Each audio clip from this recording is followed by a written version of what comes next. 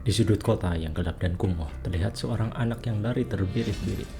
Di tengah larinya karena lelah, ia terhenti, tak sadar, tertetes dari hidungnya darah dan terlihat kondisi anak tersebut yang babak belur. Lalu dia melihat langit berharap akan adanya bintang jatuh yang dapat mengabulkan keinginannya.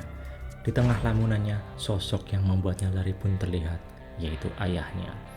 Tertangkaplah anak itu, namun saat ayahnya hendak meneruskan kegiatan KDRT-nya, sebuah bintang jatuh besar terlihat di langit dan ledakan akibat bintang jatuh itu melemparkan kedua orang ini. Saat ada kesempatan, anak itu pun lari ke arah cahaya yang muncul dari ledakan bintang jatuh itu. Dan dia melihat tumpukan dadu bersinar dengan segala ukuran, dan dia pun mengambil dadu yang berada di dekatnya dan memandangnya. Di sebuah dunia antara hidup dan mati, orang mengantri untuk mengambil giliran melempar dadu sehingga dia bisa hidup kembali. Namun, nasib mereka di kehidupan selanjutnya itu akan ditentukan dengan angka yang dia dapatkan saat melempar dadu. Dan disinilah karakter utama kita kebagian apesnya. Dia mendapatkan semua angka 1, yaitu angka terendah untuk segala aspek di kehidupan selanjutnya. Dong Tae, inilah karakter utama kita dengan nasib buruknya. Sekarang dia sedang dibully, dia pun menanyakan apakah ada harapan untuk mengubah nasibnya itu. Di jalannya ke kelas setelah lelah dibully, dia pun melihat Enjo, gadis populer yang dia harapkan untuk bisa dekat dengannya. Jangankan dia, orang teman-teman cowoknya yang nasibnya normal aja gagal mendapatkannya. Pas sudah masuk kelas, diperkenalkanlah murid baru, namanya Taibin. Cowok nyaris sempurna, dan seperti yang bisa kalian tebak, dia disuruh duduk dekat Dong Tae. Si Taibin ini ceritanya ganteng, akademik bagus, olahraga bagus, pokoknya dia punya semuanya. Gak adil banget, gitu pikir Dong Tae. Ditambah lagi si Enjo kayak tertarik sama dia. Wah, kabur dah si culun gak guna Dong Tae. Jatuhlah pakai segala, rusak dah itu makanan yang disuruh beliin oleh pembuli, dijadiin samsak lagi. Nasib dah nasib. Masuklah dia ke kelas, di sana cuma ada Taibin. Ngobrol lah mereka, terus Taibin ngelihat kondisi Dong Tae yang kayak gitu, ngerasa kasihan.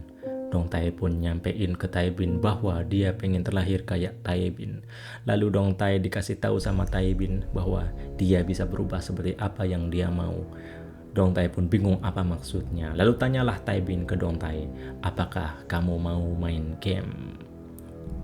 Dong Tae dengan nasib IQ yang jongkok cuma bisa kebingungan dengan pertanyaan Taibin.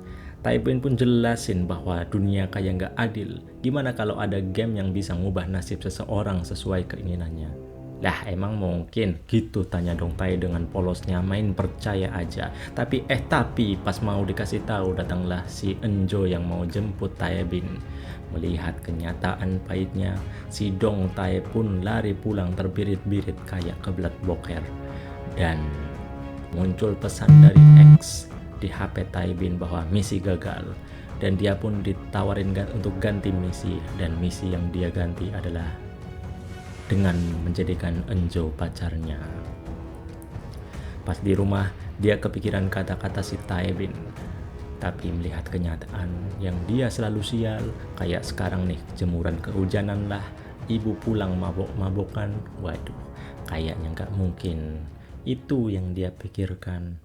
Esok harinya, rutinitas disuruh-suruhnya pun masih berlanjut. Pas dia menjalankan tugas sesuruhan, ketemulah dengan Neng Enjo. Menanyakan kondisi apakah kemarin cepirit di tengah jalan. Sedang senang-senangnya ngobrol sama Enjo, ada teriakan dari siswa lain menginfokan bahwa ada yang berantem. Taibin ditantang sama pembuli untuk berantem 3 lawan 1. Si Neng Enjo pun bergegas ke TKP karena khawatir disusul oleh Dong Tae. Ceritanya TKP-nya ada di atap sekolah, namun saat mereka mau ke sana, akses ditutup oleh si pembuli dengan menyuruh pria culun lain. Dan dengan gagap gempita, si Dong Tae pun volunteer untuk ketemu si pembuli. Saking terbiasanya digebukin, gak masalah kalau mereka gebukin gara-gara nyerobot akses untuk ke atap Gitulah pikir Dong Tai dan kata-kata Dong Tai ke Enjo. Pas Dong Tai buka tuh pintu atap sekolah, hal mengejutkan terjadi. Si Tai Bin berdiri tegak gak kenapa-napa, sedangkan 3 pembuli itu terkapar lemas tak berdaya. Malah si Dong Tai ini ngelihat bahwa si Tai Bin yang kelihatan ngebully mereka. Ngelihat kenyataan bahwa ada yang gak beres sama si Tai Bin, cara dia ngebully mereka beda dengan topeng sok baik yang dia pakai saat ketemu orang-orang. Disitulah dia kembali mengingat kata-kata Tai Bin The Class, yaitu game yang bisa mengubah nasib. Dan sejak saat itu dia bertekad membongkar kedok topeng Tai Bin dan melindungi si Neng Enjo dari Tai Bin. Untuk membuka kedoknya, dia mulai ngintilin si Tai Bin. Meski dia melihat pahitnya kenyataan bahwa si Tai Bin jalan pulang bareng Enjo, tapi tetap ngintilin aja. Lalu kemudian HP si Tai Bin pun bergetar, dan saat membacanya, dia pun berdrama bahwa gak bisa nemenin Neng Enjo pulang dan nyuruh pulang sendiri. Sepisahnya Enjo dan Tai Bin, si Culu Dong Tai pun tetap ngintilin Tai Bin. Si Tai Bin ternyata dapat misi baru, yaitu suruh main petak umpet. Masuklah Tai Bin ke dalam sebuah gedung tanpa sepengetahuan bahwa dia diikuti oleh Dong Tai dari belakang. Sampai Tai Bin ke atap gedung tersebut dan si Dong Tai cuma bisa ngintip lewat celah pintu atap gedung untuk tahu mau apa Tai Bin di situ. Tapi sial, HP Dong Tai getar bahwa ada pesan dari Byung Chol, pria culun yang nyegat orang-orang ke atap pas kejadian berantem antara pembuli dan Tai Bin. Tiba-tiba lingkungan sekitar Dong Tai dikelilingi persegi abstrak dengan bunyi-bunyian yang asing. Terus muncullah sebuah benda yang si Dong Tai pun itu bingung. Benda itu apa? Pas dia ambil, Tai Bin muncul dari pintu akibat dengerin getar-getar tadi dan kabullah si Dong Tai dan nyari tempat aman. Sesampainya tempat aman, kemudian HP dia bunyi lagi, tapi kali ini pesan dari seseorang yang bernama X. Nah, si Dong Tai awalnya bingung, namun si X jelasin bahwa dia telah ngambil benda yang muncul di atap, yaitu dadu menyala yang berwarna biru. Tapi pas dia ngerogoh tuh dadu dan ngeluarinnya, datanglah Tai Bin dan dia minta si Dong Tai untuk nyerahin dadu tersebut. Tapi Dong Tai nggak mau dong dan langsung kabur. Walhasil sepandai-pandainya pun dia kabur, tetap kalah sama Tai Bin. Tai Bin maksa dengan mukul Dong Tai dan terjadilah perebutan dadu itu. Dan di tengah-tengah perebutan, dadu itu pun terjatuh dari tangan Dong Tai dan dadu itu berubah warna menjadi merah. Pesan dari X pun muncul di HP Dong Tai. Dia mengucapkan selamat bahwa dia sudah menjadi Dicer. Setelah tahu kalau dadu itu berubah jadi merah, si Tai Bin gak ngerebut dadu itu lagi. Sesampainya di rumah, si X membebaskan Dong Tai untuk nanya apapun perihal dadu ini. Yang intinya si X itu bilang bahwa kubus itu atau dadu itu dapat merubah apapun. Nah, dari percakapannya si Dong Tai sama X, di sini pokoknya kita dapat info bahwa si X ini bisa ngelihat apapun dimanapun ada dadunya. Jadi si X itu bisa ngelihat ya dari dalam dadunya gitu, kondisi sekitar. Dan si X ini bukan dewa, melainkan dia kayak game master. Dia cuma fasilitator yang bantuin Dicer untuk main. Ya pokoknya karena IQ jongkoknya Dong Tai belum bisa nangkep nih maksud si X. Tapi intinya tuh Dicer tuh kayak main game. Dikasih misi, kalau misi berhasil dapat hadiah buat naik level. Nah, dia bisa ningkatin apapun di dirinya yang langsung terlihat di dunia nyata. Nanti misi akan dikirim lewat pesan HP.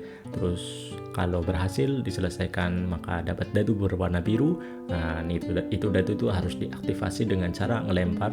Nah nanti akan terjadi itu yang namanya sinkronisasi, di mana Dicer itu bisa upgrade apapun dengan dadu tersebut. Nah pas si dadu itu udah pas di sini tuh dadu tuh warnanya berubah jadi merah itu pas sinkronisasi. Nah setelah selesai sinkronisasi, setelah si Dicer itu udah menentuin mau upgrade apa, nanti si dadu itu berubah jadi putih. Begitulah. Dan teringat bahwa si Tai Bin juga kan seorang Dicer berarti, dan ya Si X ngirimin foto Tae Bin sebelum jadi Daisar, dan Dong Tae yang ngelihat itu pun kaget. Kayak nggak mungkin itu si Tae Bin. Di tengah kegalauan, akhirnya dia memutuskan untuk mensinkronisasi dadu miliknya. Dan 5 hari pun berlalu, ini setelah libur nasional, jadi ceritanya habis libur gitulah ya. Sudah banyak misi mudah yang diselesaikan dan saatnya kembali masuk sekolah. Dan pas datang ke kelas, dipanggillah dia sama si pembuli untuk disuruh-suruh lagi. Tapi ketika pembuli ngelihat ke arahnya, kok beda? Kok beda kau? Gitu kan. Terlihat beda sekali penampilan Dong Tae yang tadinya culun jadi agak mendingan, yaitu semi culun. Teman-temannya pada pangling karena si Dong Tae itu kayak lebih ganteng dan lebih tinggi. Si pemimpin pembuli yang tangannya patah karena habis berantem sama Tae Bin pun nyamperin. Tapi kali ini kayak Dong Tae ngerasa kalau mata mereka sejajar dan dia sok-sokan mau nantangin. Tapi setelah dibentak sama pembuli, jiwa suruhannya pun muncul kembali dan dia belum berani ngelawan tentunya. Pas dapetin dadu itu ternyata yang ditingkatin oleh Dong Tae sama dadu hadiah misi itu cuma penampilan doang. Ya alhasil dia masih jadi sesuruhan deh, harusnya mah ningkatin kekuatan gitu ya. Ya udah deh, akhirnya masih disuruh dan nurut aja sama pembuli. Di perjalanan dia nurut sama pembuli itu, semua mata itu tertuju padanya karena si kegantengan si Dong Tae ini. Ya nasib buruk si Dong Tae masih ada, tapi stok pesanan pembuli kurang 1. Alhasil dia beliin satunya tidak sesuai dengan orderan si pembuli. Sontak si pembuli ini marah. Tapi pas mau ngehajar si Dong Tae, semua teman kelasnya melirik ke arahnya dan alhasil si pembuli mengurungkan niatnya. Ya lirikan sinis gitu. Dan kali ini Dong Tae tertolong oleh kegantengannya. Si pembuli pun bilang bahwa udah gak perlu ngelakuin ini lagi. Dia pun mengalihkan buliannya ke Byongchol, pria kacamata yang nyegat orang itu loh. Nah, pengumumannya itu dilanjutkan dengan teman-teman yang merubinya dan bertanya rahasianya kok bisa tiba-tiba tinggi, tiba-tiba jadi mendingan gitu ya. Di tengah-tengah pujian-pujian itu, Dong Tae kepikiran gimana ya respon Neng Enjo terhadap perubahannya itu. Panjang umurnya serta mulia, Neng Enjo pun masuk ke kelas tapi ditemenin sama Tae Bin. Neng ramah ini pun langsung bereaksi dan juga menanyakan ke Dong Tae gimana bisa berubah seperti itu. Dan dia turut senang. Di tengah-tengah tersipu kemaluannya itu, tiba-tiba Tae Bin langsung menggait Enjo dan dia pun bilang bahwa si Enjo itu sekarang pacarnya dia. Sakit hati dah tuh mamang Dong Tae kita. Mari kita heningkan cipta sejenak atas patah hatinya mamang semi culun ini.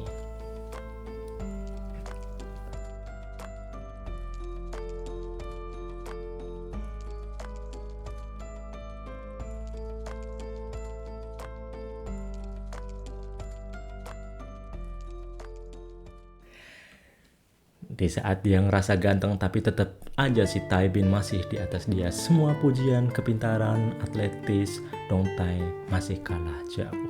Apalagi ngelihat kenyataan bahwa dia tahu Tae Bin itu bisa kayak gitu akibat dadu juga.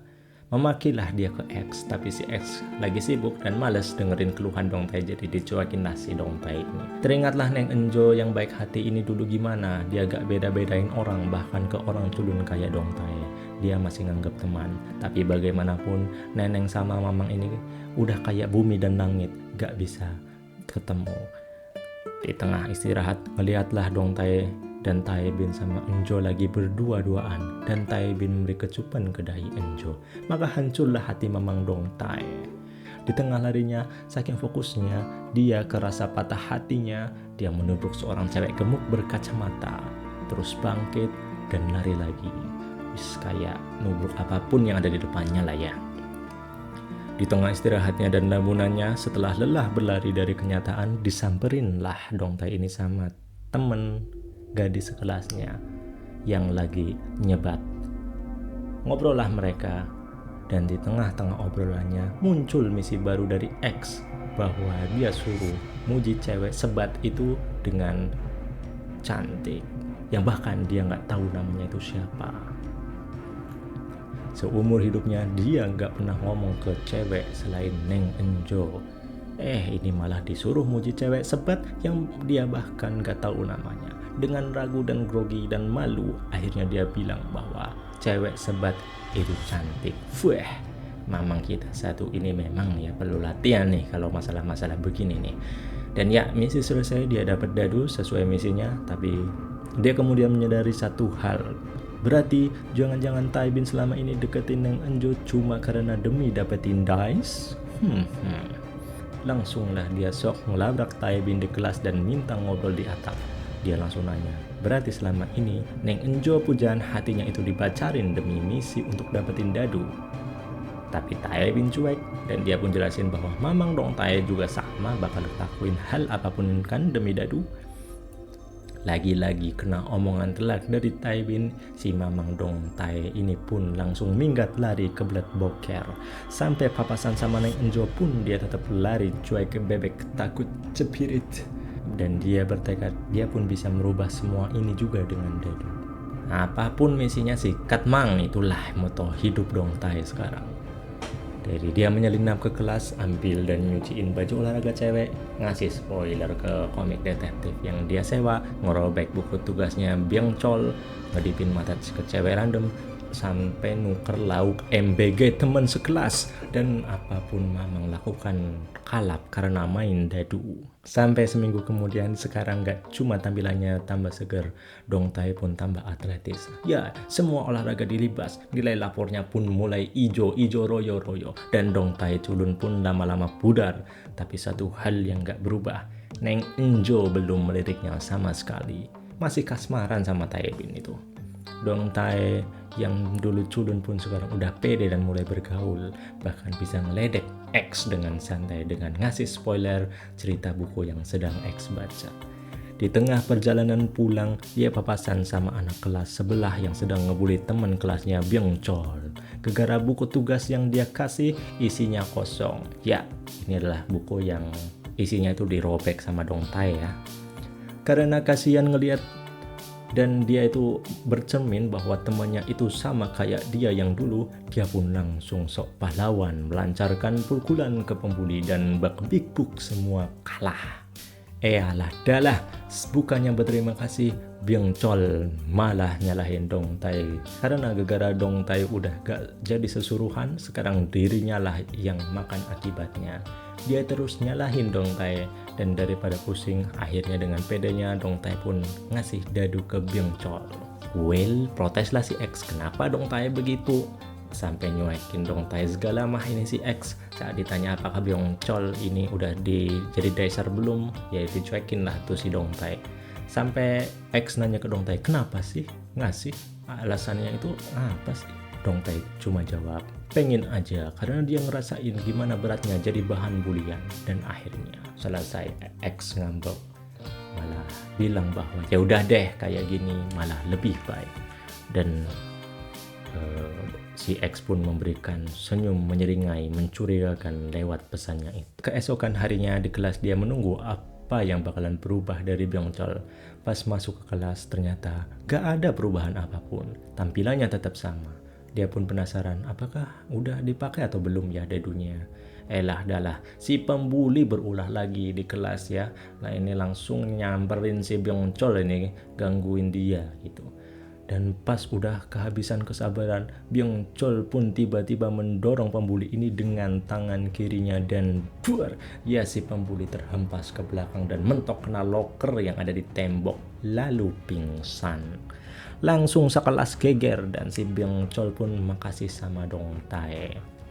Byung Chol pun hendak pergi keluar kelas, tapi teman si pembuli itu protes dan Byung Chol nggak terima dan mau ngehajar juga si teman pembuli itu. Saat mau ngehajar, the only mamang kita Dong Tae pun langsung nyegat dengan cepat. Byung Chol pun nantang adu mekanik antara cepatnya Dong Tae dan kuatnya tangan kiri si Byung Chol. Saat mau adu mekanik datanglah Taibin bilang bahwa guru udah lagi kemari. Byung Chol pun kabur sambil nahan kesakitan tangan kirinya itu. Terus Dong Tae mau ngejar Byung Chol tapi Taibin nyegat dan marahin Dong Tae karena pasti ulahnya dia. Gara-gara dia ngasih dadu cuma-cuma ke Byung Chol. Dan Dong Tae pun bilang hal menhok kepada si Taibin bahwa sama aja kan lu juga dapat dadu giveaway. Akhirnya persembunyian Beng Chol pun ketemu dan Dong Tai pun menanyakan gimana bisa jadi dia super kuat dalam semalam. Apakah dadu yang dia dapatkan banyak? Ternyata si Beng Chol lebih riset lagi masalah dadu dibanding si culun Dong Tai yang cuma ngepentingin kegantengan doang. Dong Chol nanyain semua hal terkait dadu ini ke X. Nanyain sampai batas mana bisa ditingkatin. Apakah bisa badannya tahan tembakan peluru atau lompatannya bermeter-meter atau nyetop mobil dengan tangan. Dia nemuin hal yang menarik bahwa perkembangan kemampuannya itu semakin kecil area yang dikembangkan, maka penambahan kemampuannya pun semakin besar. Jadi nih, misal satu tangan kalau misalnya kita upgrade itu bisa di-upgrade dengan jumlah yang lebih besar gitu skillnya ya, dibandingkan kita ngupgrade satu tubuh sekaligus ya, kira-kira begitu. Itulah alasannya tangannya begitu kuat dalam semalam dengan dadu yang sedikit ya, tapi efek sampingnya tubuhnya jadi nggak imbang gitu. Tapi temuannya lagi, gimana kalau misal kita ningkatin kemampuan sampai tahap yang ekstrim? Apakah kita bisa punya kekuatan supernatural? Lalu dia pun nyoba hal ini bahwa dia pengen punya penglihatan X-ray. Walhasil permintaannya itu dianggap error sama X. Tapi jawaban selanjutnya dari si X itu bikin tercengang geleng-geleng, yaitu cabang kemampuan yang dia minta itu belum tersedia. Ya, belum tersedia. X gak bilang gak mungkin, tapi emang belum tersedia gitu. Bagaikan manusia yang misalnya tadinya merangkak nih, terus bisa lari, terus bisa nyepeda. Nah, kita kan nggak bisa langsung loncat kan dari ngerangkak langsung nyepeda gitu kan. Jadi harus ada step by stepnya gitu. Nah, artinya bagi Beng Chol hal ini mungkin bisa dilakukan. Kita bahkan bisa punya menggunakan kekuatan supernatural. Terus selanjutnya Beng Chol pun bahas masalah misi bahwa setiap dasar punya misi yang berbeda dan itu semua terserah si X. Obrolan mereka pun terhenti ketika guru mereka nemuin di mana Beng Chol sembunyi. Dong Tai pun galau, gak expect terhadap Beng Chol, dan dia galau bahwa nolongin Beng Chol ini suatu hal yang benar apa enggak. Ya pada akhirnya untungnya luka si pembuli itu nggak parah dan ya Beng Chol dijatuhin skor 3 hari. Dong Tai pun kepikiran dengan obrolan tadi terkait kekuatan supernatural dan saking khawatirnya dia ngirim pesan ke Beng Chol, namun gak ada balasan dari Beng Chol. Di tengah-tengah kegundahan itu, si X ngehubungin dan juga ngebahas tentang keributan di sekolah tadi. Dan si Dong Tai pun nanyain tentang cara yang Beng Chol gunain. Namun X gak masalah karena setiap dasar punya kemampuannya sendiri ya, dia punya kemampuannya sendiri dengan dadunya. Dan Dong Tai pun mikir apa yang Taibin mau ya dengan dadunya itu ya. Di keheningan malam, Taibin nyamperin Beng Chol dan ngajakin dia ngobrol di tempat yang sepi. Diperlihatkan masa lalu Taibin yang sudah putus asa dan hendak mengakhiri hidupnya sendiri. Hidupnya tuh hampir sama kayak Dong Tai versi culun. Dia dibully, gak guna, diajak sana sini. Namun saat hendak meloncat dari atas gedung, dia membayangkan sakitnya nih. Jadi nih si Taibin itu mau loncat tapi takut gitulah gitu. Sampai akhirnya gak jadi. Pas gak jadi, ada orang yang nyamperin dia. Kalau lu bosan hidup, kenapa hidupmu gak dikasih buat aku aja? Dalah. Pas nengok untuk ngecek siapa yang ngomong, si Taibin malah terpeleset dan jatuh. Tapi untungnya dengan cekatan orang yang tadi ngomong itu megangin tangan Taibin. Dan Taibin pun malah minta tolong biar gak jatuh. Waduh, emang ya nih. Dan si Taibin itu tadinya mau lompat, giliran udah terjun malah minta tolong. Wah. Dan akhirnya ditariklah si Taibin sama orang itu, dan orang itu pun ngasih dia dadu berwarna biru. Lanjut ke kejadian masa kini, Taibin udah berada di tempat antah berantah bareng Beng Chol, dan dia nyuruh Beng Chol untuk matiin HP-nya. Dia gak mau pertemuan atau obrolan ini ketahuan sama si X. Dia pun bawa ke tempat sekarang dengan alasan bahwa X itu gak bisa ngedeteksi tempat ini karena gak ada benda yang berbentuk dadu di sekitarnya. Tujuan Taibin bawa Beng Chol ke tempat ini ingin ngecek sesuatu terkait Beng Chol. Belum mau ngecek ternyata si Beng Chol juga pengen ngecek si Taibin, dan Beng Chol langsung melesatkan pukulan tangan kirinya sampai si Taibin terpojok Namun dengan kemampuannya, tendangan balasan pun dilemparkan oleh Tai Bin sampai Byung Chol terpental. Ternyata Byung Chol itu pengen ngecek bahwa apakah si Tai Bin itu termasuk high level dicer atau bukan. Dan dia pun tahu bahwa Tai Bin lah yang memulai ini semua. Dan nuduh kalau dia awalnya yang ngasih Dong Tai dadu. Dia juga ngecek apakah Tai Bin bisa gunain kekuatan supernaturalnya karena dia seorang high level dicer. Namun si Tai Bin pun bingung dan nganggap bahwa Byung Chol terlalu banyak baca komik. Dia lebih mengkhawatirkan tangan kiri Byung Chol yang kelihatan dalam kondisi buruk. Dengan kekehnya nih, Byung Chol pengen nge-push sampai si Tai Bin gunain kekuatan supernaturalnya. Byung Chol pun lagi-lagi nyerang Tai Bin dan gelut pun dilanjutkan.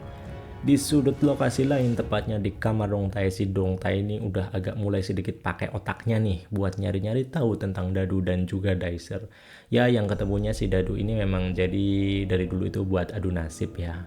Dan dia pun membayangkan nih bahwa gimana kalau memang kehidupan itu sebenarnya awalnya itu ditentukan dengan dadu bahkan sebelum dia lahirnya. Jadi ini scene yang di awal tadi ini berarti cuma asumsinya dia doang apa gimana nih? Gak tau lah Muhammad ya, lanjut aja lah ya.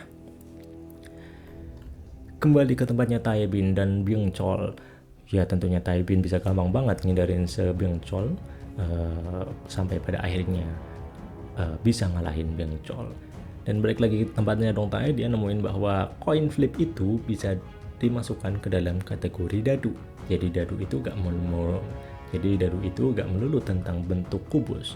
Bisa jadi koin pun termasuk dadu, gitu pikir Dong Tai. Kembali ke lokasi Tai Bin, Byung Chol terlempar keras ke aspal. Saking kerasnya, koin yang ada di sakunya itu keluar. Waduh, ini apakah ini nanti berarti jadinya nih si X ini akhirnya bisa nguping mereka ini, obrolan mereka ini bisa dikupingin nih sama si X ya. Byung Chol udah mulai kesakitan dengan kondisi tangannya. Tai Bin pun mengutarain maksud dan ngobrol sama Byung Chol bahwa untuk ngasih peringatan bahwa dia itu membahayakan dirinya sendiri. Jadi jangan norak lah mentang-mentang punya dadu. Byung Chol pun gak respon apapun, melainkan dia nanya apakah Tai Bin udah pernah lihat X. Tentu Tai Bin pun jawab belum. Jadi belum ada yang tahu nih bentukannya X. Byung Chol pun bertekad bahwa dia akan tahu. Pagi pun tiba, sekolah kembali lagi dengan rutinitasnya. Yang berbeda yaitu ada 2 bangku kosong, yaitu Byung Chol dan si pembuli. Dong Tai pun merasa khawatir apakah Byung Chol itu akan baik-baik saja. Di tengah kekhawatirannya, cewek sebat yang dulu pernah memang Dong Tai puji ngajak ke kantin bareng. Nah, di kantin itu dia ngeliat Byung Chol lewat depan sekolah. Dia pun izin ke cewek sebat itu untuk pergi nemuin Byung Chol. Ternyata Byung Chol itu pengen ngobrol sini sama Dong Tai. Dia pengen ngobrolin temuannya terkait X, tapi obrolan itu pun terpotong gara-gara cewek sebat itu nyamperin mereka. Akhirnya pun Byung Chol ditinggal teman-temannya itu. Misi baru untuk Byung Chol pun keluar, dan misinya wusadah kriminal coy. Masa suruh nyelinap ke sekolah malam-malam, terus nyiram bensin secara nggak sengaja, terus jatuhin korek nggak sengaja gitu kan. Waduh, ngebakar sekolah ini. Nah, tapi seperti penjudi dadu kalap lainnya, Byung Chol pun tak peduli. Yang penting dia dapat hadiah dadu. Malam pun tiba, Byung Chol yang udah kalap pun menyelinap ke sekolah dengan bawa bensin. Di sisi lain, Dong Tai mulai dapat mimpi buruk nih terkait Byung Chol yang tangan kirinya meleleh lah gitu. Terus X yang ngeglitch lah gitu.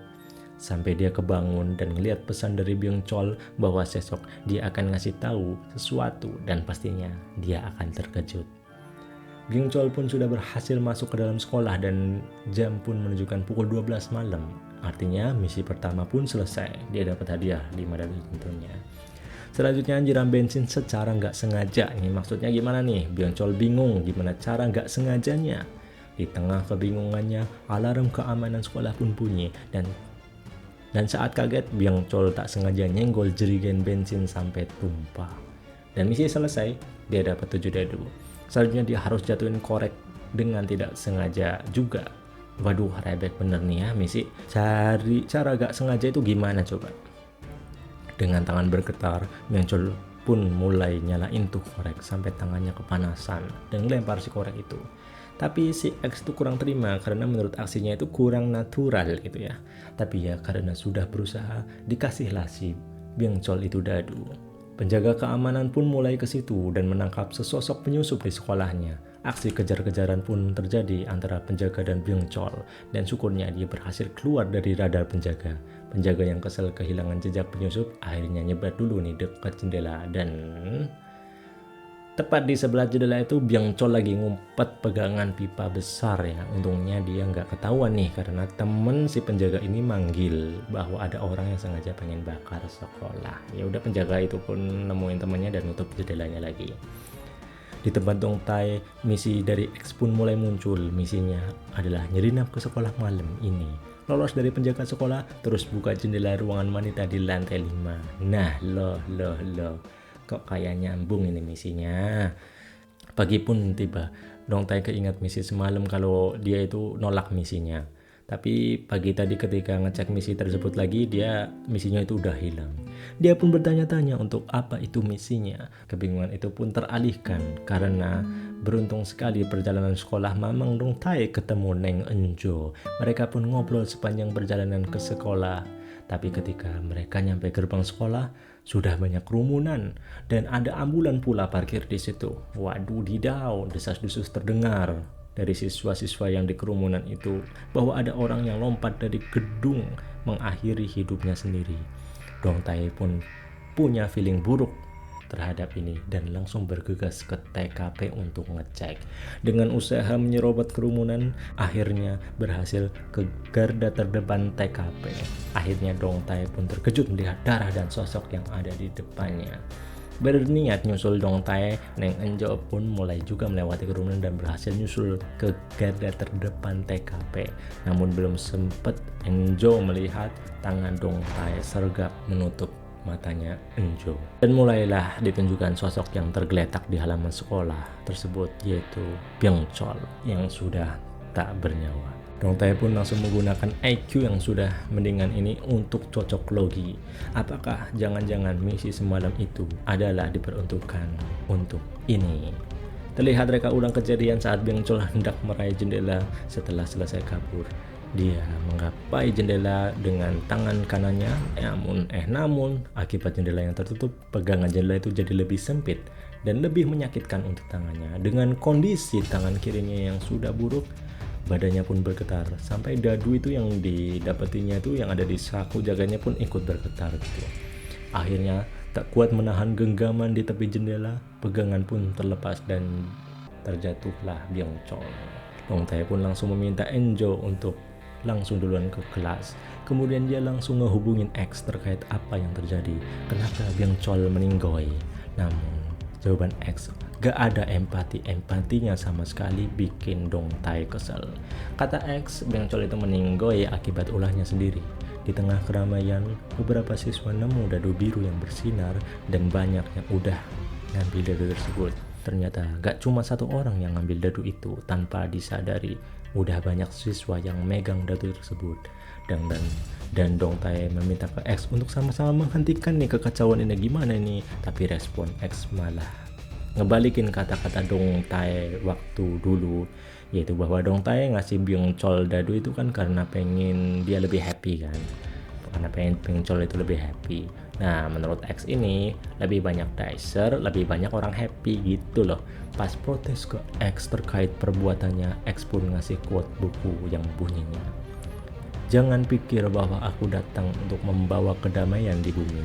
Aku datang bukan untuk membawa kedamaian, tapi sebuah pedang."